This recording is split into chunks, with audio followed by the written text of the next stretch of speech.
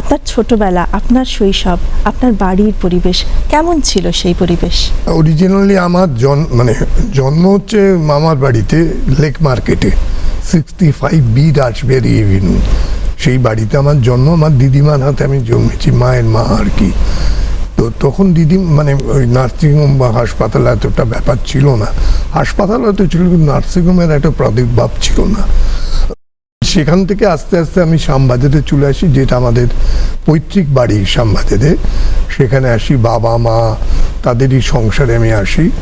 পরবর্তীকালে আমার একটি বোন জন্ম নেয়, আমার থেকে 7 বছরের ছোট, সৌম্যা নাম।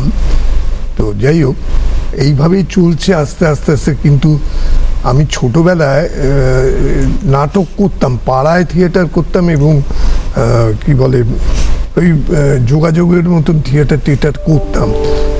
সেই থিয়েটারে একবার এখন যে রামমোহন মঞ্চ আছে, সেখানে অভিমন্যুবধ বলে একটা নাটক করেছিলাম। তা বাবা দেখতে গেছিলেন, মাও দেখতে গেছিলেন।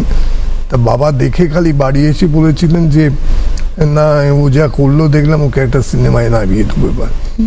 এইটাই বোধহয় আমার কাল হয়েছিল, বাবা এই সিনেমায় নামাবে এই কথাটাতে আমার মাথাটাই বোধহয় ঘুরে গেছিলো। এবং হয়তো একটা ছিল যে বাবা, সিনেমার আর্টিস্টদের তো মারাত্মক ব্যাপার হয়। তখন আপনি স্কুলে? তখন স্কুলে, অ্যাকচুয়ালি স্কুলে আমি।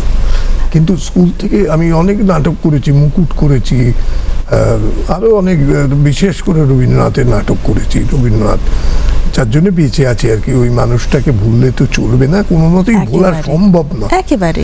এবং মনে আমাদের বাঙালি জাতি বেঁচে আছে এখনো পর্যন্ত ওই লোকটার, মানুষটার জন্য, লোক নয়।